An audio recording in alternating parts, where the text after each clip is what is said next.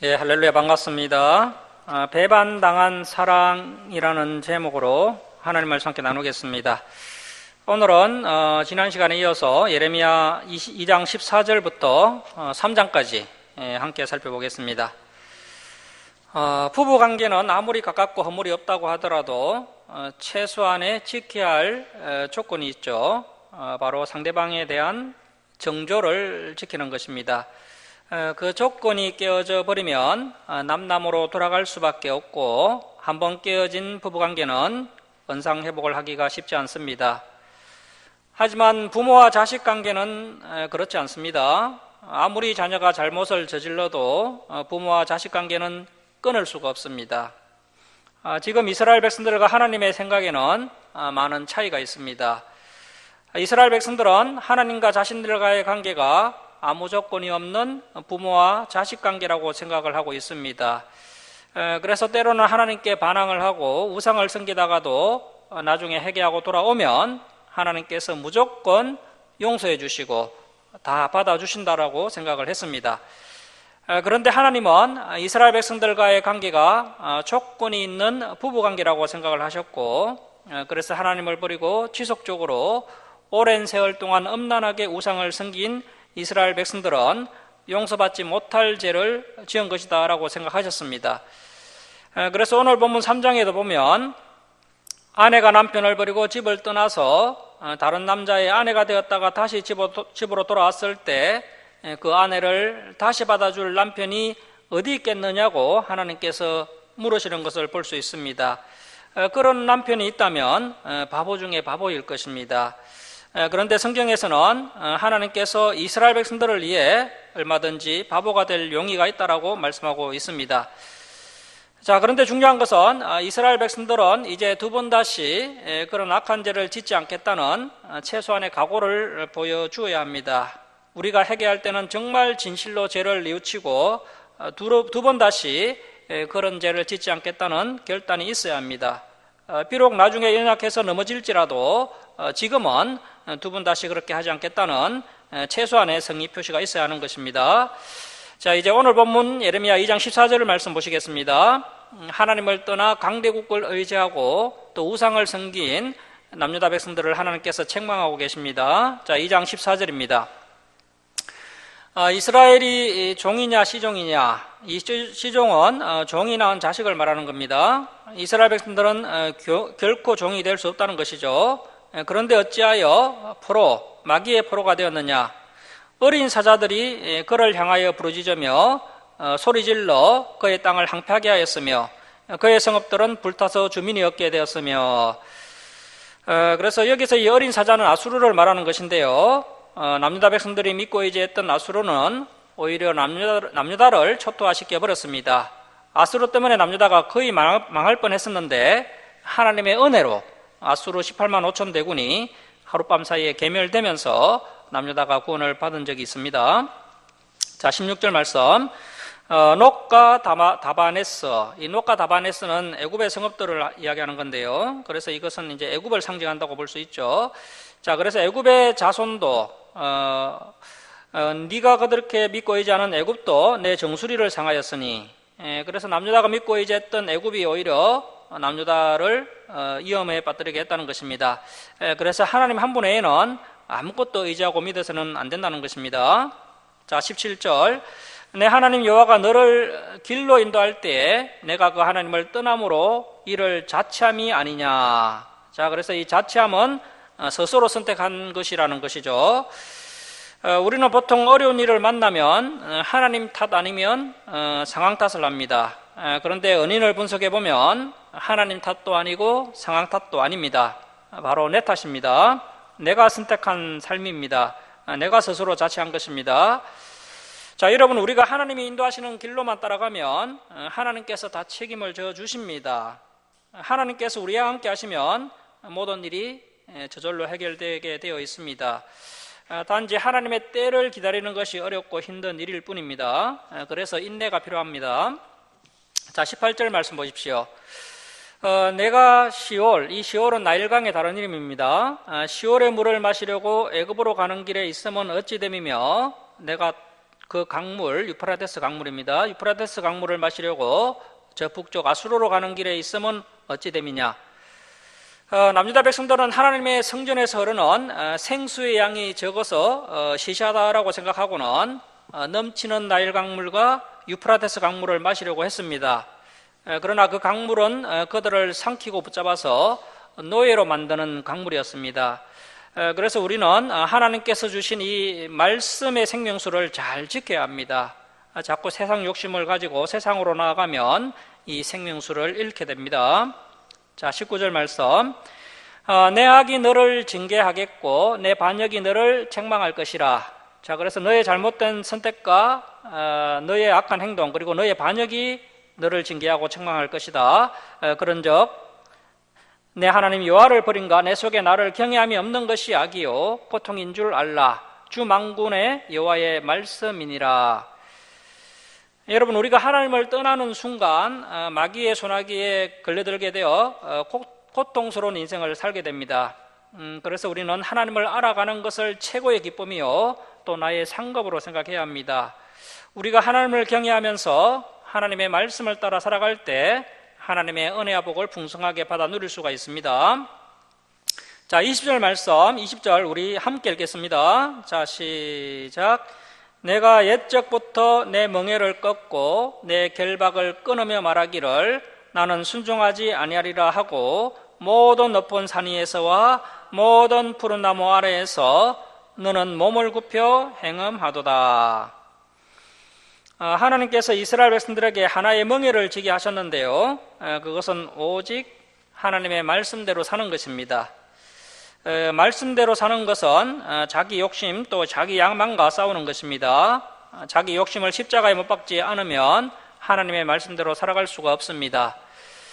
이스라엘 백성들은 세상 욕심에 사로잡혀서 하나님의 말씀을 버리고 자기 욕심대로 바알과 아세라 같은 우상들을 섬기기 시작했습니다. 높은 산과 푸른 나무 아래에서 음란하게 우상을 숭배했습니다. 결국 이것 때문에 이스라엘 백성들의 영혼이 썩게 되었고 하나님 앞에 용서받을 수 없는 죄인이 되었습니다.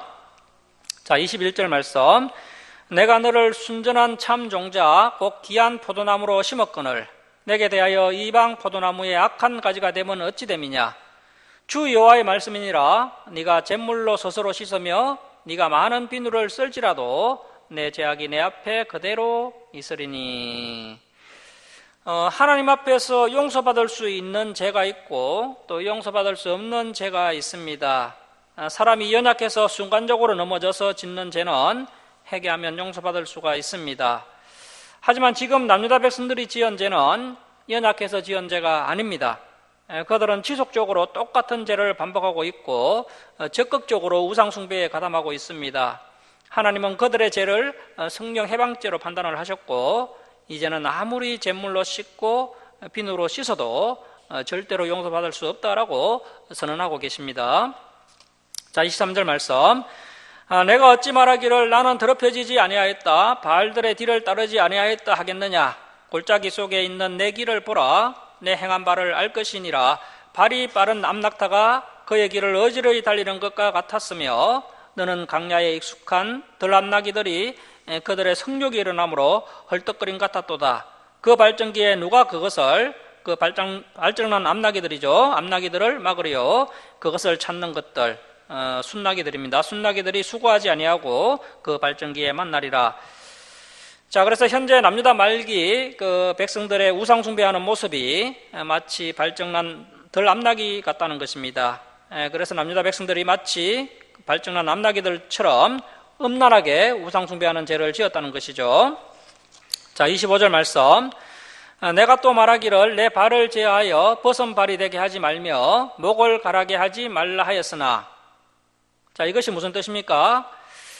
우리가 하나님의 일을 하다가 우리 신발이 다 따라서 마치 벗은 발이 되는 것은 하나님께 칭찬받을 만한 일입니다. 우리가 진리의 말씀을 선포하다가 우리의 목이 갈아요 우리의 목이 쉬는 것은 아름다운 일입니다.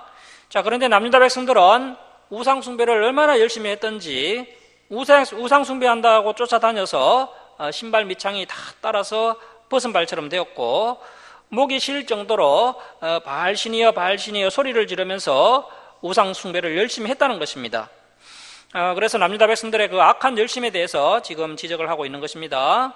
자, 25절 중반절을 계속 보시면 오직 너는 말하기를 아니라 이는 이 하나님의 말씀은 헛된 말이라. 내가 이방신들을 사랑하였은즉 그를 따라가겠노라 하도다.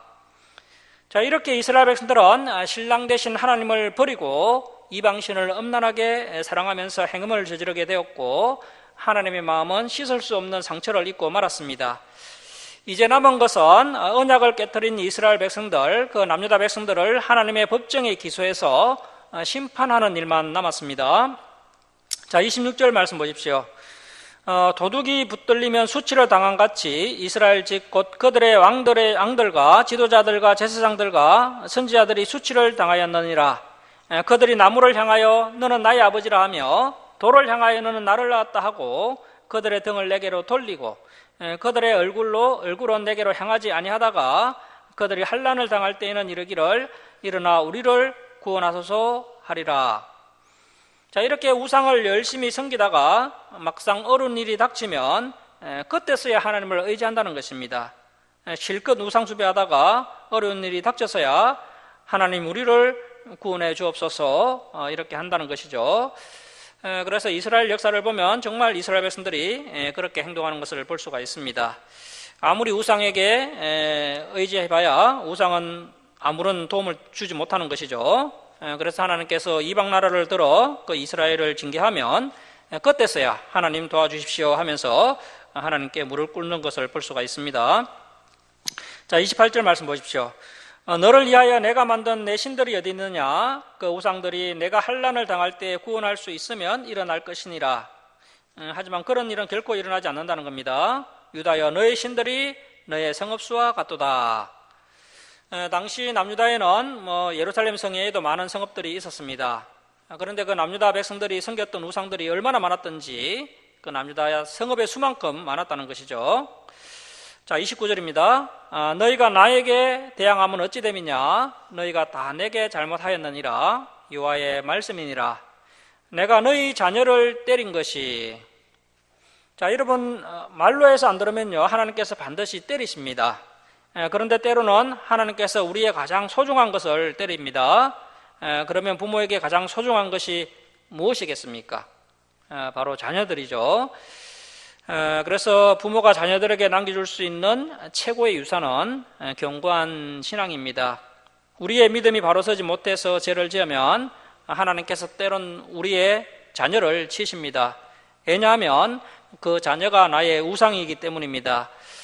내가 너희 자녀를 때린 것이 무익하면, 자, 왜 무익하냐 하면 그렇게 자녀를 때렸음에도 불구하고 계속 보십시오. 그들이 징계를 받아들이지 아니함이라.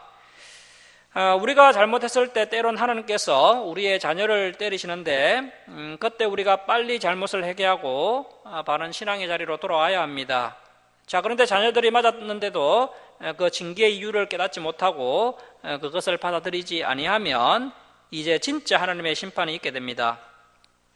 이 남유다 백성들은 그는 징계를 받았음에도 회개하지 않았습니다. 자, 회개하지 않고 계속 보십시오. 오히려 너희 칼이 사나운 사자같이 너희 선지자들을 삼켰느니라. 그래서 므낫세 같은 악한 자는 하나님의 심판을 선포하는 이사야 선지자를 죽이기도 했습니다. 자, 31절입니다. 너희 이 세대여 여호와의 말을 들어보라. 내가 이스라엘에게 강야가 되었느냐 캄캄한 땅이 되었느냐. 그래서 하나님께서 이스라엘에게 강야처럼 한 것이 없다는 것이죠. 캄캄한 땅처럼 대한 것도 없다는 것입니다. 내가 너희들을 그렇게 잘 대해주지 않았느냐, 그렇게 말씀하고 계십니다. 자, 그런데 무슨 이유로 내 백성이 말하기를 우리는 너였으니 다시 죽게로 가지 아니하겠다 하느냐? 처녀가 어찌 그의 패물을 잊겠느냐? 신부가 어찌 그의 예복을 잊겠느냐? 오직 내 백성은 나를 잊었나니 그 날수는 셀 수 없거늘. 처녀가 결혼할 때 받은 패물을 잊지 못합니다. 왜냐하면 그 패물이 남편과의 그 사랑의 약속이기 때문이죠. 자, 그런데 하나님의 신부 이스라엘이 패물을 잊어버리고 하나님만을 믿고 사랑하겠다는 그 약속도 잊어버리고 더 나아가서 신랑 되신 하나님을 버리고 음란하게 우상을 섬긴 지가 그 날수가 셀 수 없을 정도로 오래되었다는 것입니다. 자, 33절. 내가 어찌 사랑을 얻으려고 내 음란한 행위를 아름답게 꾸미느냐. 그러므로 내 음란한 행위를 악한 자들에게까지 가르쳤으며, 남유다 백성들은 하나님을 떠난 후에 적극적으로 다른 강대국들에게 잘 보이기 위해서 애를 많이 썼습니다. 그래서 다른 나라의 우상들을 예루살렘에 가져다가 많이 세워놓았습니다. 심지어 이제는 다른 나라에서 온 사람들에게 우상 섬기는 법을 가르쳐 줄 정도가 되었다는 것입니다. 자, 34절 말씀. 또 내 옷단에는 죄 없는 가난한 자를 죽인 피가 묻었나니 그들이 당구멍을 뚫었기 때문이 아니라 오직 이 모든 일 때문이니라. 자, 그러니까 당시 남유다 백성들이 죄 없는 가난한 자를 죽였다는 것입니다. 이 가난한 자가 담을 넘어서 담을 뚫어 물건을 훔쳤기 때문에 죽은 것이 아니고요. 왜 죽였냐 하면 우상 숭배를 방해하기 때문에 죽였다는 겁니다. 그래서 여기서 이 가난한 자라는 것은 단순히 물질적으로 궁핍한 자를 이야기하는 것은 아니고요. 가난하지만 우상 숭배를 책망하는 하나님의 종 선지자들을 이야기하는 것으로 보입니다. 그래서 당시 가난한 선지자들이 우상 숭배하는 남유다 백성들을 책망하다가 죽임을 당했습니다. 예레미야는 죽임을 당하지는 않았지만 거의 죽을 뻔한 고비를 여러 번 넘겼습니다. 자, 35절 말씀 보십시오. 그러나 너는 말하기를 나는 무죄하니 그의 진노가 참으로 내게서 떠났다 하거니와 보라 내 말이 나는 죄를 범하지 아니하였다 하였으므로 내가 너를 심판하리라. 우리는 하나님의 책망하시는 말씀을 심각하게 생각을 해야 됩니다. 나의 삶 가운데 하나님께서 기뻐하시지 않는 부분이 있다는 생각이 들면 빨리 그것을 버려야 합니다. 그렇게 하면 하나님께서 기뻐하시면서 더 좋은 것을 우리에게 주십니다. 하지만 그것이 아까워서 결단을 내리지 못하면 더 큰 어려움에 빠져들게 됩니다. 자, 36절입니다. 내가 어찌하여 내 길을 바꾸어 부지런히 돌아다니느냐. 자, 그래서 뭔가 자신에게 이익이 되고 힘이 된다고 생각하면 그렇게 부지런히 애굽을 쫓아다니고 아수르를 쫓아다닙니다. 지금 남유다 백성들은 진리를 위해 움직이지 않습니다. 사랑 때문에, 우정 때문에 움직이지도 않습니다. 오직 자기 이익을 위해 움직이는 사람들입니다. 그러니까 결국 어떻게 됩니까? 자, 36절 중반절 계속 보시면 네가 그렇게 이익을 쫓아다니더니 아수르로 말미암아 수치를 당한 같이 또한 애굽으로 말미암아 수치를 당할 것이라. 네가 두 손으로 내 머리를 싸고 얼마나 고통스럽고 수치스러운지 두 손으로 머리를 감싸고 거기서도 나가리니 이는 내가 의지하는 자들을 나 여호와가 버렸으므로 네가 그들로 말미암아 형통하지 못할 것임이라. 남유다 백성들은 아수르와 애굽의 도움으로 바벨론 문제를 해결하려고 했습니다. 그러나 이미 하나님께서 남유다들을 버리셨기 때문에 이제 그들이 살 수 있는 유일한 길은 예레미야의 말대로 바벨론에게 순순히 항복하는 길만이 살 수 있는 길입니다. 그렇게 바벨론에게 항복하여서 70년 동안 포로로 끌려가서 그동안 하나님께 범죄한 것을 철저히 회개하고 죄값을 다 치르고 나면 다시 하나님께서 용서해 주시고 또 새로 시작할 수 있는 기회를 주실 것입니다. 하지만 남유다는 예레미야의 말이 하나님의 말씀으로 들리지 않았습니다. 그래서 오히려 예레미야를 핍박하고 거짓 선지자의 말에 미혹이 되어서 여전히 하나님께서 자신들이 망하지 않고 지켜주실 것이다 라고 굳게 믿고 있습니다. 자, 이제 3장으로 갑니다. 3장, 예레미야 3장 1절에서 5절은 남유다 백성들이 하나님을 버리고 음란하게 우상을 섬긴 악행을 계속해서 책망하고 계십니다. 자, 3장 1절 말씀 보십시오. 그들이 말하기를 가령 사람이 그의 아내, 그 바람핀 그의 아내를 버림으로 그녀가 그 남편에게서 떠나 타인의 아내가 된다 하자. 남편이 그녀를 다시 받겠느냐? 그리하면 그 아내를 다시 받는다면 그 땅이 크게 더러워지지 아니하겠느냐 하느니라. 구약 율법에는 부인이 자기 남편과 헤어진 후에 다른 사람의 아내가 되었을 때 원래 남편에게로 돌아갈 수 없다라고 규정을 하고 있습니다. 자, 계속 보십시오.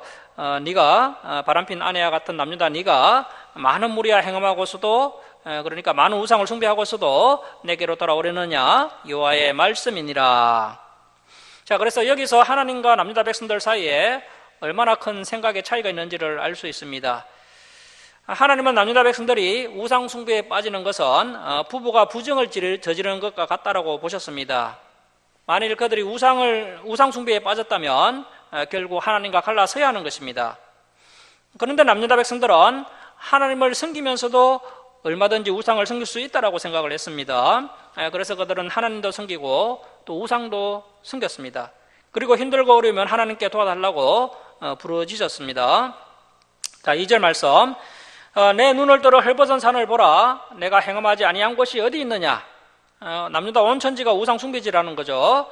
내가 길가에 왜 앉아 있느냐 하면 행음하기에 앉아 있는 것입니다.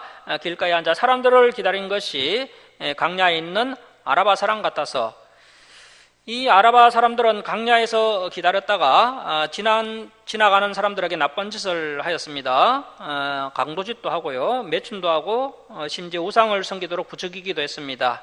그러한 아라바 사람 같아서 음란과 행악으로 이 땅을 더럽혔도다.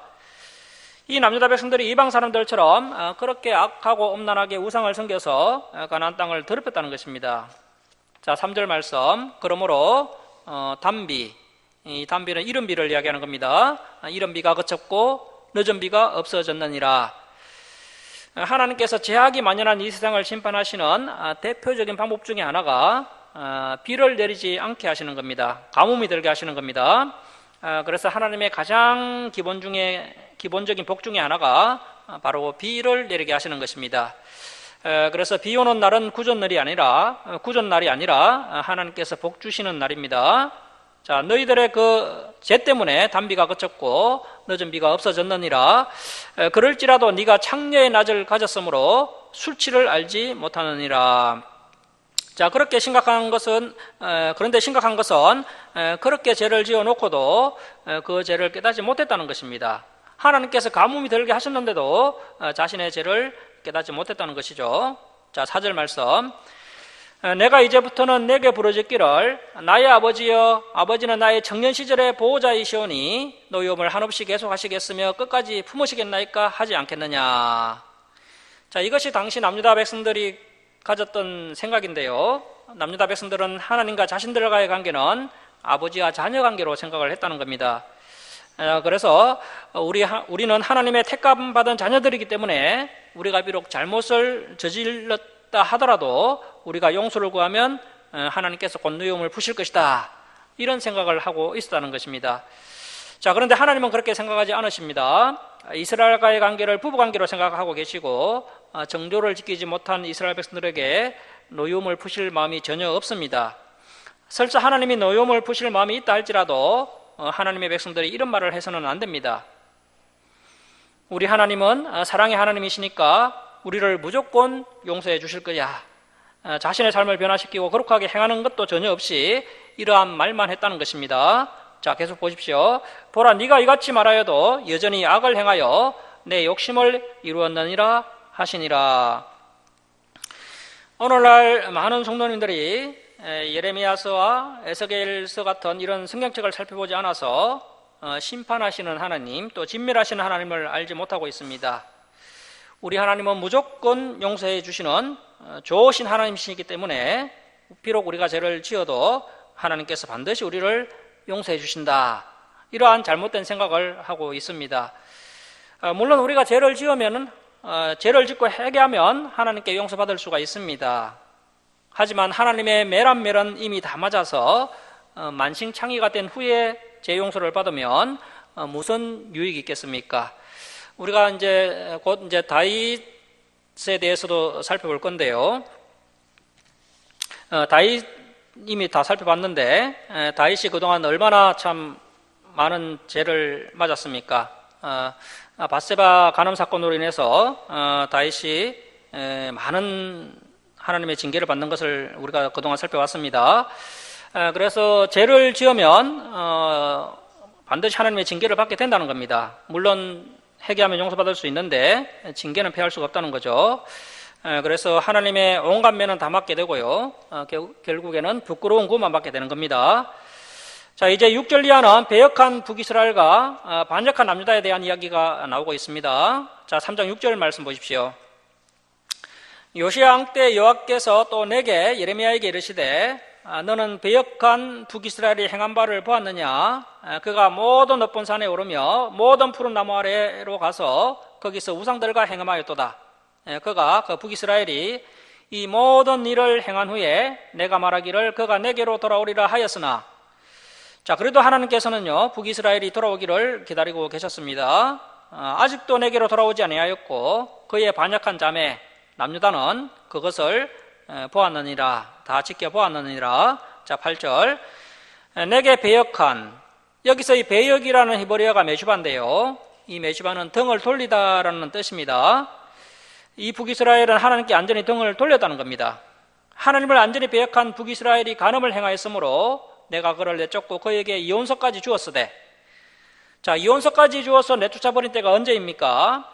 BC 722년 아수르에 의해서 북이스라엘이 멸망을 당한 때를 이야기하고 있는 것입니다. 자, 문제는 그 북이스라엘이 아수르에 의해 멸망당한 것을 다 지켜본 이 남유다가 더 문제라는 것입니다. 자, 계속 보십시오. 그의 반역한 자매 남유다가 두려워하지 아니하고, 자, 여기서 이 반역이라는 히브리어는 바가드라는 단어를 쓰는데요, 이 바가드는 불성실하게 행하다 또는 거짓으로 행하다 이런 뜻입니다. 자, 그래서 북이스라엘은 완전히 하나님을 버리고 바알 우상을 섬겼습니다. 자, 그런데 이 남유다는 겉으로는 하나님을 섬기는 척하면서 뒤로 우상을 섬겼다는 것입니다. 오늘날로 말하면 교회에는 다니면서 뒤에서 온갖 악한 짓을 다 했다는 것이죠. 자, 여러분, 드러내놓고 배교하는 것과 마음속으로 하나님을 대적하는 것 중에 어느 것이 더 위험할까요? 성경은 겉으로 드러나지 않은 죄가 더 위험하다라고 말씀하고 있습니다. 왜냐하면 겉으로 드러난 불신앙은 다른 사람들이 경계하고 또 주의하고 멀리합니다. 그래서 자기만 타락하고 다른 사람들을 미혹하지는 않습니다. 하지만 겉으로 드러나지 않은 죄악은 다른 사람들이 주의를 기울이지 않게 되면서 마치 빵에 곰팡이가 퍼지듯이 그 죄가 다른 사람에게 퍼지게 되는 것을 볼 수 있습니다. 그래서 하나님을 믿으면서 죄를 짓는 것이 더 악한 것이라는 겁니다. 현재 남유다의 태도가 그러했다는 것입니다. 자, 그의 반역한 자매 남유다가 두려워하지 아니하고 자기도 가서 우상과 행음함을 내가 보았노라. 자, 9절. 그가 돌과 나무와 더불어 행음함을 가볍게 여기고 행음하여 이 땅을 더럽혔거늘, 이 모든 일이 있어도 그의 반역한 자매 남유다가 진심으로 내게 돌아오지 아니하고 거짓으로 할 뿐이니라. 여호와의 말씀이니라. 자, 남유다 백성들이 거짓으로 돌아오겠다라고 한 적이 있었다는 것이죠. 그런데 하나님께서 보시니까 진짜 회개가 아니었습니다. 그들의 삶은 여전히 우상을 섬기고 죄를 행하면서 입술로만 돌아오겠다고 거짓된 고백을 했던 것입니다. 자, 11절.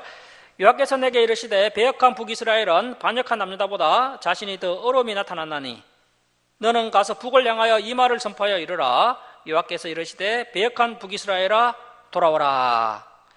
자, 이 돌아오라가 구약 성경에서 계속 흐르고 있는 하나님의 마음입니다. 자, 배역한 북이스라엘아 돌아오라. 하나님을 버리고 음란하게 우상을 섬긴 신부 북이스라엘에게 그래도 돌아오라 이렇게 말씀하고 계신 것이죠. 북이스라엘아 돌아오라. 나의 노한 얼굴을 너에게로 향하지 아니하리라. 나는 긍휼이 있는 자라. 너를 한없이 품지 아니하느니라. 여호와의 말씀이니라.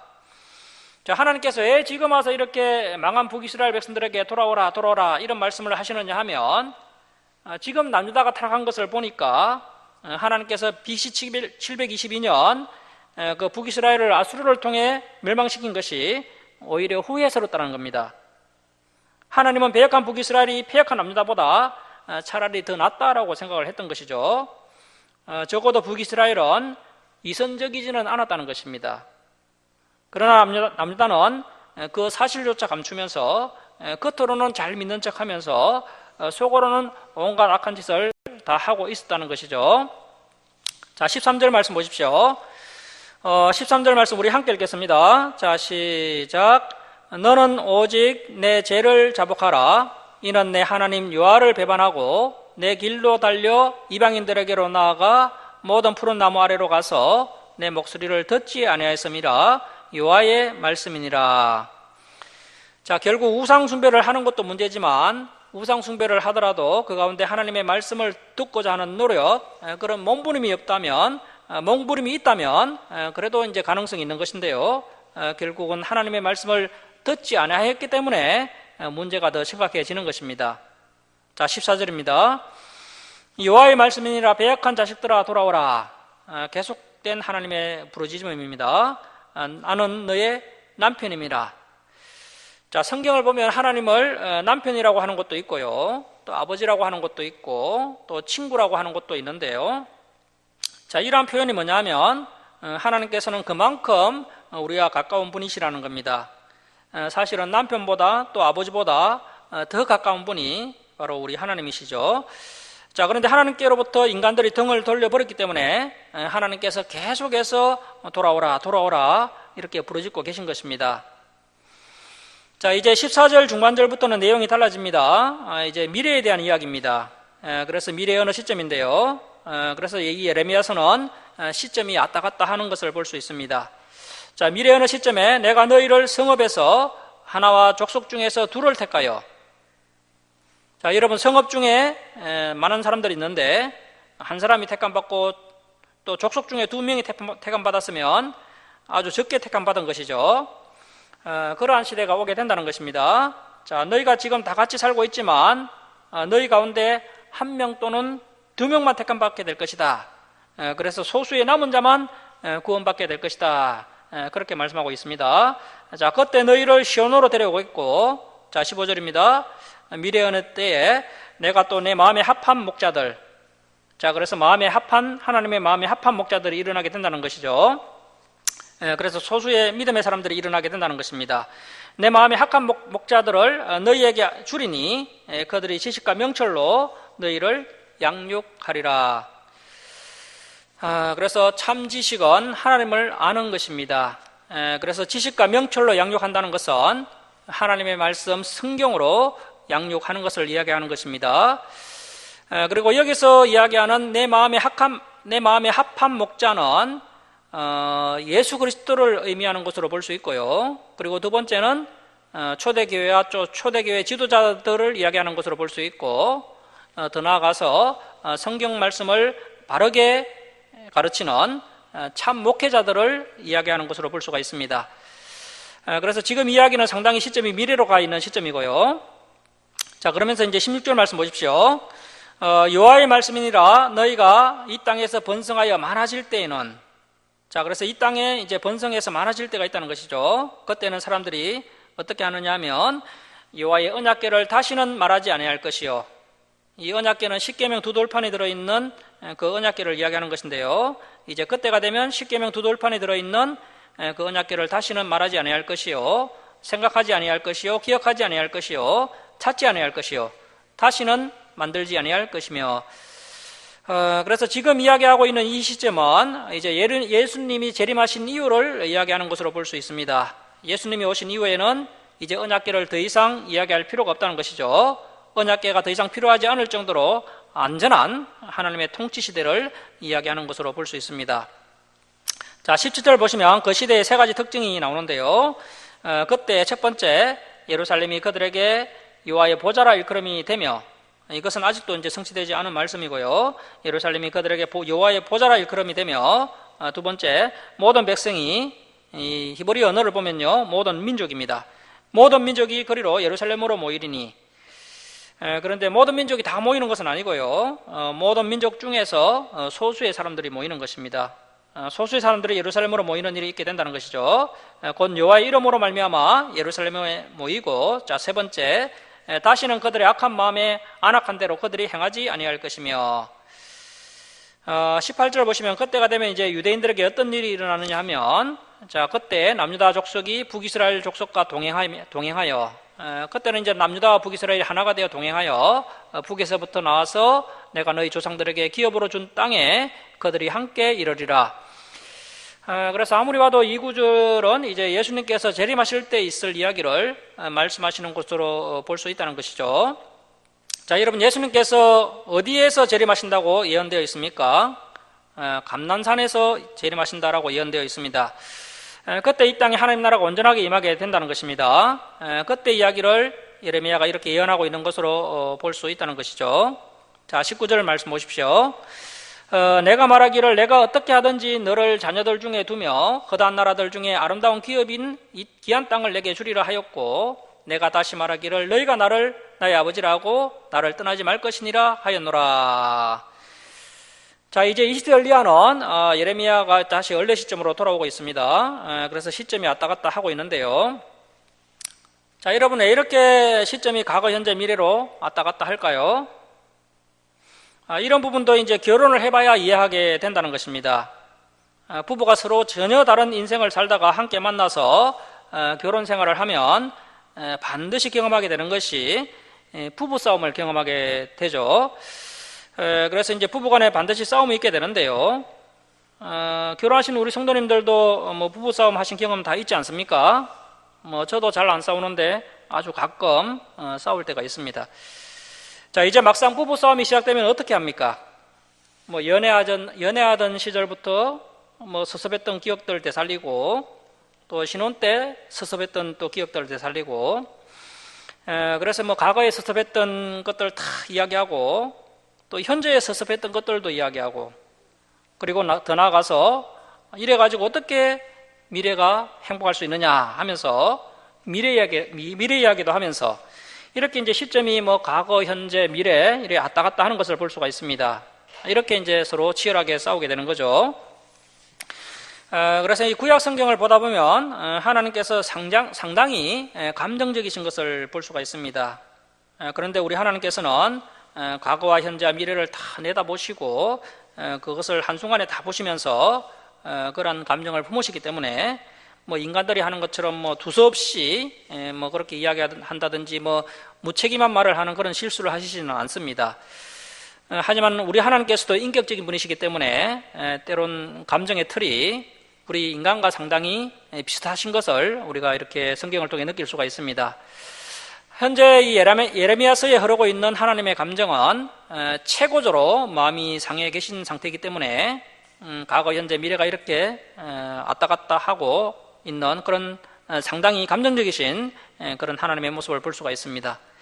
자, 20절 말씀 보십시오. 그런데 이스라엘 족속아 마치 아내가 그의 남편을 속이고 떠나감 같이 너희가 확실히 나를 속였느니라. 여호와의 말씀이니라. 자, 그래서 남유다 백성들은 하나님으로부터 좋은 것은 다 빼먹고 도망칠 생각만 했습니다.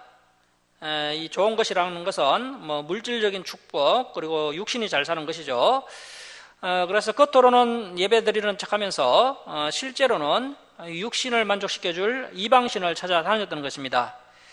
그런데 인간들이 하나님을 속인다고 하나님께서 속아 넘어가시지 않으신다는 것이죠. 결국 인간들이 스스로 속을 뿐입니다. 그렇게 하나님을 떠난 인간들은 결국 모든 것을 다 잃게 되었습니다. 자, 21절 말씀 보십시오. 소리가 읊어선 산 위에서 들리니 곧 이스라엘 자손이 애곡하며 간구하는 것이라. 그들이 그들의 길을 굳게 하며 자기 하나님 여호와를 잊어버렸음이로다. 자, 이스라엘 백성들은 바알신에게 울면서 기도하면 하나님보다 더 잘 들어줄 것이다 라고 생각을 했습니다. 이 얼마나 어리석은 생각입니까? 하나님께 진심으로 기도하면 필요를 채워주실 것인데 엉뚱한 데 가서 어떤 짓을 하고 있었던 것입니다. 자, 22절 배역한 자식들아 돌아오라. 계속 반복되는 말씀입니다. 여러분들 이 말씀을 우리가 봐야 신약 성경 누가복음 15장에 나오는 탕자의 비유가 이해가 된다는 것입니다. 자, 배역한 자식들아 돌아오라. 내가 너희의 배역함을 고치리라 하시니라. 자, 이제 또 단락이 바뀌는데요. 이 성경책에 보면 동그라미 쳐져 있는 부분이 있죠. 그것은 이제 단락이 바뀌었다, 내용이 바뀌었다는 표시입니다. 이제 다른 이야기가 나옵니다. 자, 방금 22절 상반절 앞부분은 배역한 자식들, 남유다 백성들에게 하신 말씀이었고요. 이제 보소서부터는 그 가운데 이제 소수의 남은 자들의 고백입니다. 자, 소수의 남은 자들이 어떻게 회개하느냐 하면, 자, 보소서 우리가 주께 왔사오니 주는 우리 하나님 여호와이시니이다. 남유다 말기에 살아남으려면 모든 것을 다 포기하고 오직 하나님만 붙들어야 했습니다. 그런데 대부분의 남유다 백성들은 집과 토지와 또 그동안 누리던 그 특권들이 아까워서 포기하지 못했습니다. 그래서 끝까지 바벨론에게 버티다가 모두가 다 죽임을 당하고 말았던 것입니다. 그 대신 하나님의 말씀을 믿고 하나님을 붙잡고 욕심을 버리고 항복한 사람들은 살게 되었고, 바벨론에 가서 70년간 앞으로 생활을 한 후에 다시 예루살렘으로 돌아올 수 있었습니다. 자, 그래서 우리가 어려운 시험을 당했을 때 여러 가지를 다 건지려고 해서는 안 된다는 것입니다. 돈도 포기하고 자존심도 포기하고 오직 하나님만 붙들고 말씀을 붙들면 다시 회복될 수 있다는 것입니다. 자, 23절 말씀 보십시오. 작은 산들과 큰 산 위에서 떠드는 것은 참으로 헛된 일이라. 이스라엘의 구원은 진실로 우리 하나님 여호와께 있나이다. 부끄러운 그것이 우리가 청년의 때로부터 우리 조상들의 산업인 양떼와 소떼와 아들들과 딸들을 삼켜 싸운 적. 자, 여러분, 바벨론이 남유다를 다 삼켰다지만 사실은 남유다 백성들의 욕심이 그들의 모든 것을 삼킨 것입니다. 그들이 하나님께 주신 것만으로 만족하지 못하고 더 부자가 되고 더 높아지려고 우상을 끌어들였는데 그 우상 때문에 망한 것이고 결국 그들의 욕심 때문에 망한 것입니다. 자, 25절 말씀. 우리는 수추 중에 눕겠고 우리의 치욕이 우리를 덮을 것이니. 자, 그런 상황에서도 자신의 현 주소를 철저하게 깨닫는 사람들이 있었습니다. 자, 줄을 칩니다. 이는 우리와 우리 조상들이 청년의 때로부터 오늘까지 우리 하나님 여호와께 범죄하여 우리 하나님 여호와의 목소리에 순종하지 아니하였음이니이다. 자, 당시 남유다 마지막 시대에 이러한 사실을 철저하게 인식하고 깨닫고 회개한 사람들은 그야말로 소수의 사람들이었습니다. 당시의 왕, 또 지도자, 제사장, 선지자, 일반 백성 할 것 없이 온 남유다가 욕심에 붙들리고 음란한 문화, 우상 숭배에 빠져 있었습니다. 하지만 소수의 남은 사람들만이 이렇게 회개함으로 구원을 받게 되는 것을 우리가 이후에 살펴보게 될 것입니다. 지금 우리가 사는 시대가 진짜 마지막 시대인데요, 이 시대 역시 참으로 회개하는 사람이 많지 않은 것을 보게 됩니다. 우리가 하나님께 범죄했습니다. 우리가 하나님 말씀에 순종하지 않았기 때문에 이러한 결과를 맞이할 수밖에 없었습니다 라고 진실하게 회개를 하는 사람들은 많지 않습니다. 그래서 우리가 진심으로 회개하고 하나님의 말씀으로 바르게 돌아가야 할 것입니다. 자, 말씀을 마치겠습니다. 사랑하는 성도 여러분, 남녀 관계가 좋을 때는 아무 문제가 되지 않습니다.